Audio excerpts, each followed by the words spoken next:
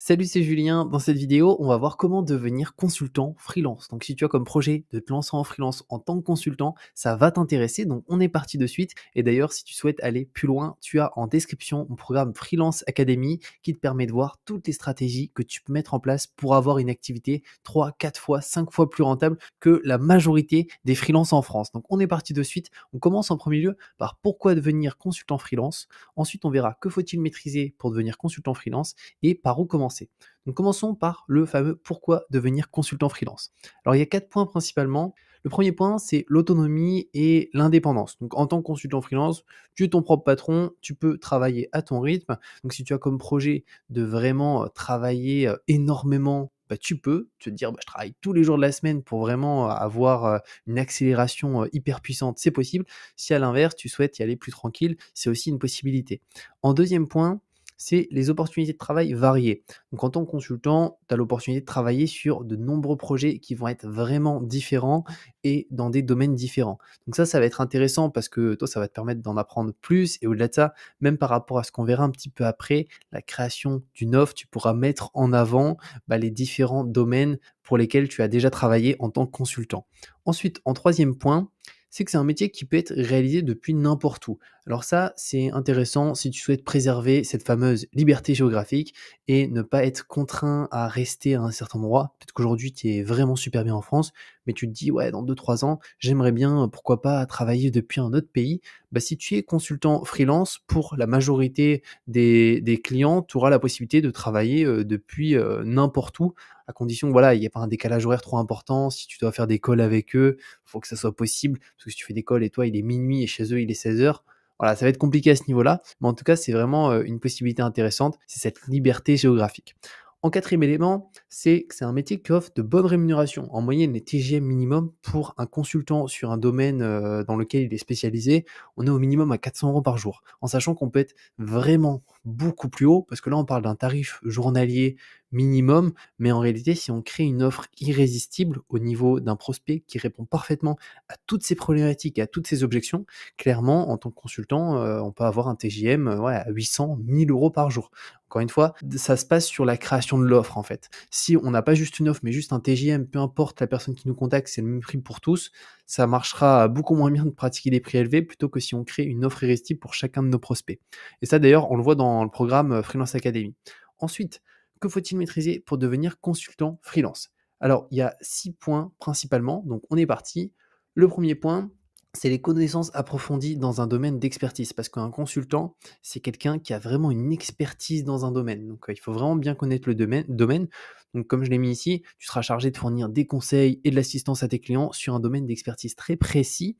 Il est donc important d'avoir une connaissance approfondie de ce domaine et de rester à jour sur les dernières tendances et le développement, étant donné que ça évolue constamment, même dans un domaine précis. En deuxième point, c'est qu'il faut de bonnes compétences en communication. Parce qu'en tant que consultant freelance, tu seras aussi en contact avec des clients, donc il est important d'avoir de bonnes compétences en communication pour être en mesure de comprendre les besoins des clients et travailler surtout de manière efficace avec eux. En troisième point, c'est avoir une bonne gestion du temps, parce qu'en tant que consultant freelance, tu devras gérer ton temps de manière solo et de manière surtout efficace pour pouvoir gérer plusieurs projets à la fois et aussi respecter les délais de rendu de chaque projet qui sont assez importants à ce niveau-là, parce que si les délais sont pas respectés, le taux de fidélisation client va être très très faible et au final, c'est très compliqué d'avoir une activité qui est croissante. Ensuite, en quatrième point, c'est la capacité à travailler de manière autonome. Donc en tant que consultant, tu seras aussi chargé de gérer ton propre travail et de prendre tes propres décisions à ce niveau-là.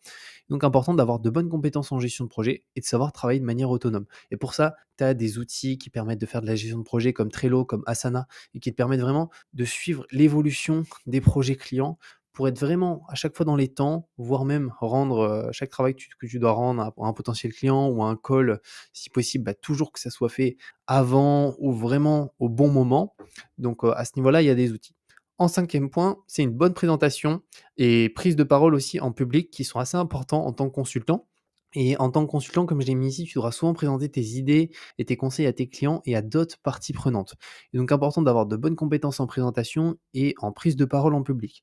Alors des fois, Pour, certaines missions, ça sera, potentiellement directement chez le client. Mais en tant que consultant freelance, on a pas mal de missions qui vont être directement, sur Zoom, sur Google Meet, où ça peut se faire à ce niveau-là. En fait, 80 du temps, on va être sur du Google Meet ou du Zoom, mais il y a 20 des clients, quand c'est un peu des plus gros projets, souvent, bah, ils demandent, à la personne qui est consultant de, venir directement, dans l'entreprise pour, partager un petit peu son analyse, qu'est-ce qu'elle en pense, qu'est-ce qu'il faut faire, les stratégies et cetera. Et en sixième point, juste ici, c'est savoir vendre ses services d'une manière différente de tous les consultants, entre parenthèses prospection passive et prospection active.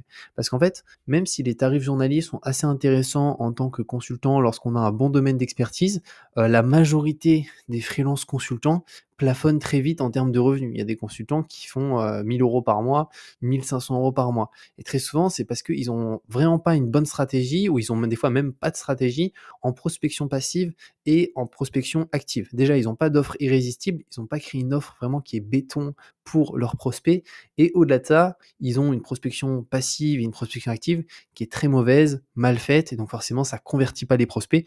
Donc ça, c'est des éléments hyper importants, la création d'une offre irrésistible et aussi le fait de faire en sorte d'avoir une prospection active et passive qui soit vraiment totalement carrée et aussi automatisée afin de pouvoir aussi te permettre de te libérer du temps. Et ça aussi, on le voit dans Freelance Academy.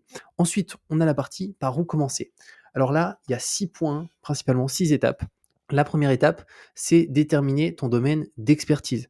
Donc avant de devenir consultant freelance sur un domaine précis, il est important de déterminer son domaine d'expertise et t'assurer que tu as une connaissance approfondie de ce domaine. Tu peux te former en suivant des cours, des vidéos, même des livres, etc. Mais vraiment, en tant que consultant, ta valeur, c'est ton expertise. Donc c'est hyper important d'être très très bon dans un domaine pointu. Ensuite, en deuxième point, c'est continuer à te former et à te développer. Donc en tant que consultant freelance, c'est important de rester à jour sur les dernières tendances et la partie développement, dans son domaine d'expertise, elle est vraiment nécessaire et c'est ça qui fait la différence aussi entre un bon consultant et un mauvais consultant. C'est ce que, bah, on se met à jour continuellement ou on reste sur ses acquis parce qu'on peut être très vite dépassé, parce que les choses évoluent très rapidement. En troisième point, c'est se spécialiser. En tant que consultant, logiquement, tu as un domaine d'expertise, donc c'est ta spécialisation. Mais on voit des fois des consultants qui ont, bah, finalement, en termes de proposition de valeur, quelque chose de très, très large. Imaginons, consultant e-commerce. Consultant e-commerce, c'est quand même très, très large. Ça pourrait vraiment être beaucoup plus quelque chose de précis.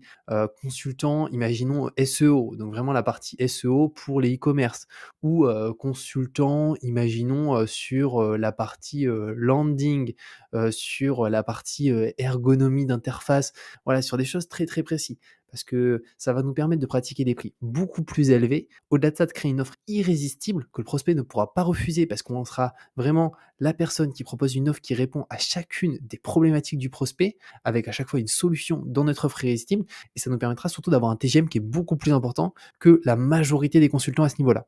Donc se spécialiser, c'est hyper important.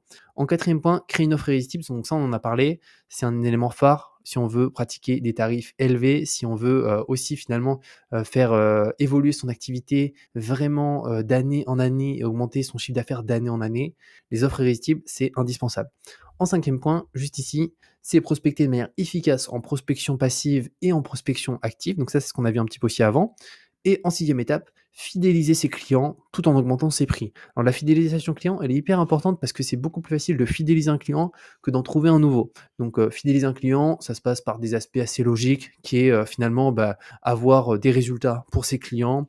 Au-delà de ça, faire en sorte d'être dans les délais à chaque fois, pas de retard, avoir lorsqu'il y a des rendus à faire, de beaux rendus. Donc ça, c'est la fidélisation classique. Et après, il y a aussi d'autres moyens pour fidéliser davantage et aussi augmenter ses prix petit à petit. Alors, on va pas doubler les prix chaque année, hein, mais il y a moyen d'augmenter 10% tous les trimestres, 20% maximum, et avec des stratégies qu'on peut mettre en place. Donc voilà par rapport à ces différents points. On a vu du coup par où commencer avec les différentes étapes, aussi que faut-il maîtriser pour devenir consultant freelance et pourquoi devenir consultant freelance. Donc en tout cas, j'espère que cette vidéo t'a plu. N'hésite pas si tu as la moindre question à la poser dans les commentaires. J'essaie de répondre à tous les commentaires, donc je prendrai du temps pour te répondre. Je te mets aussi en description mon programme Freelance Academy qui te permet d'aller beaucoup plus loin et de créer et te développer une activité de freelance qui est vraiment extrêmement rentable par rapport à la majorité des freelances et je te dis à très bientôt pour une nouvelle vidéo.